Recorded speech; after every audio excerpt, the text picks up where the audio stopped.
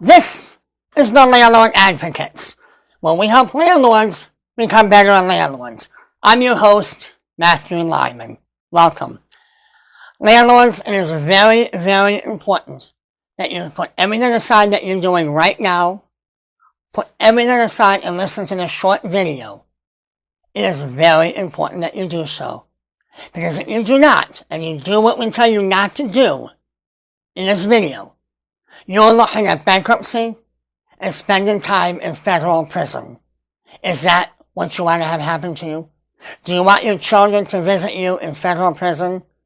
Because if you do what we tell you not to do in this video, that is going to happen to you. We know that many of you are very angry, frustrated, beside yourself, at wit's end, pulling your hair out. You don't know what to do with tenants who are not paying the rent, tenants who are destroying the property, tenants that you cannot evict. Those feelings, those negative feelings have been compounded as of Friday, September 4th, when the federal government, the Centers for Disease Control and Prevention, known as CDC, issued an agency order that basically prevented evictions across the United States until January 1, 2021. There are variables that tenants must meet, 7 in particular, that they must declare that they fit this, and if they do, under penalties of perjury and imprisonment, that you will not get these tenants out until next year. It's already been months. It's already been 8, 9, 10 months since you've been able to do that. And we understand that anger. We understand that frustration.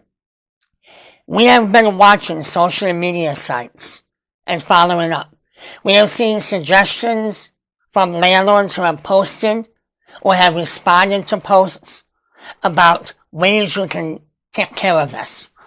Take care of these tenants not moving and not paying. Here's how you can do that. Change the locks on the door. Turn off their utilities. Turn off the hot water. Take the door right off the hinges to the front door so they don't even have a front door to their dwelling. Do all of that and you'll get the tenants out. That's what you want, landlords. We suggest that you do that. Go ahead and do this. Us fellow landlords want to do that. We have seen all of this on social media and we're telling you, don't do it. Don't do it. And here's why. Every state in America does not allow landlords to do that. It's called a constructive eviction. And we will have at the end of this video a link to a video that we did regarding constructive evictions, or as you may know them as an illegal eviction, an illegal lockout. In that CDC order that came out on Friday, we did a video on that as well on September 2nd, the day after it was published, but not filed under the Federal Registry. And that explains all of the details regarding this CDC agency order. We touched a little bit about the punishments if you were to do an illegal eviction, but we don't know if it actually reached a lot of you. So this video right now is focusing just on that aspect of this agency order. And how that goes is if a landlord does an illegal eviction, meaning you don't use the sheriff, you don't use the courts, you don't do anything that you're supposed to do legally, you as an individual landlord are looking at a fine of a maximum of $100,000 if that tenant is removed and they catch COVID-19. You are also looking at a year in jail. Well, because this is a federal law, you would be looking at federal jail, federal prison, unless they allow you to remain in the county jail where you may be living. You don't know that, and we don't know that. Why take that risk? If the individual that you evict dies from COVID-19, you're looking at a fine, maximum fine, of $250,000. Now, it said in the order that if you are an organization, which was not defined, and as we said in the video, could it be a sole member LLC, an S corporation, a mom and pop operating as an LLC, even a partnership? Could that fall under the definition of organization? And if so, if you were to do the aforementioned You would be looking at a $200,000 maximum fine if the person catches COVID-19. And you would be looking at a $500,000, $500,000 fine if the person were to perish from COVID-19. Now that's for each individual. So if you throw a family out of two, and you're an organization, you're looking at $1 million fine, and absolutely you would be spending more than a year in prison for that. Now, the question remains is that if you were to get them out legally, like they can still catch COVID wherever they may go. The question that would be asked, your defense attorneys would ask, how can the government absolutely prove without a doubt that this individual acquired COVID-19 solely based on the landlord unlawfully evicted him?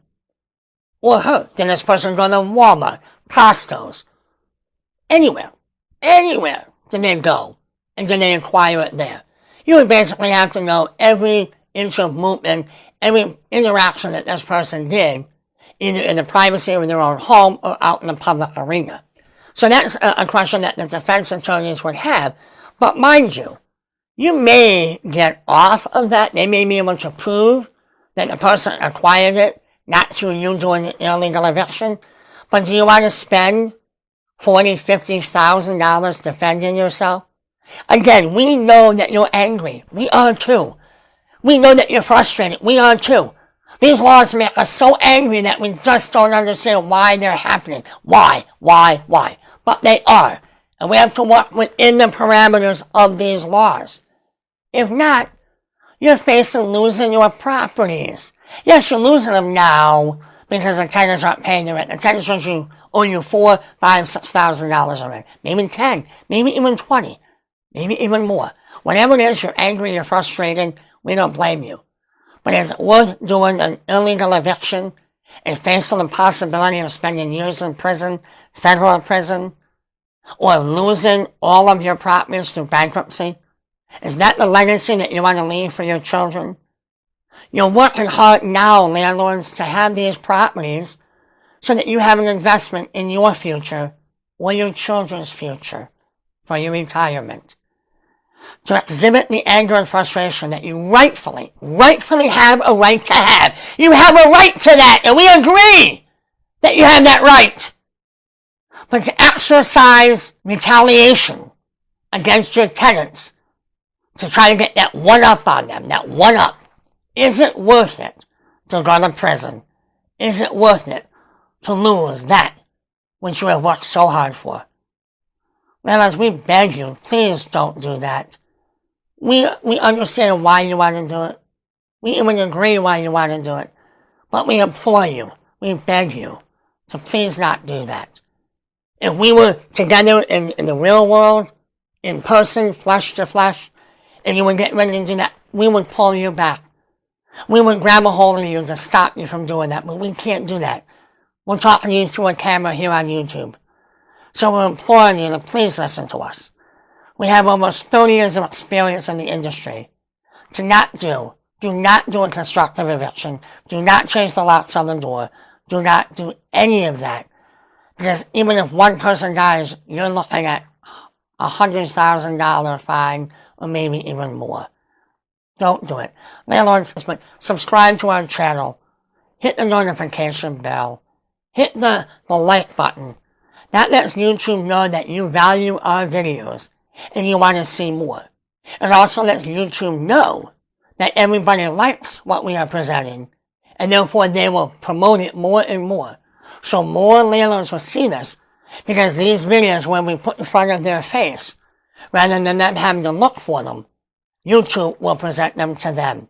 This is a very important video, and that's why we want it promoted more on YouTube, so that we don't see stories in the paper, or on social media, or in the news, that a landlord went to prison for doing something that this channel told them not to do. Landlords, always remember, the landlord advocates are always here with you. We're here for you. We feel your pain, because I personally am a landlord myself. We're with you. Please, we implore you, don't do it. Don't do it. Landlords, until next time, Take care.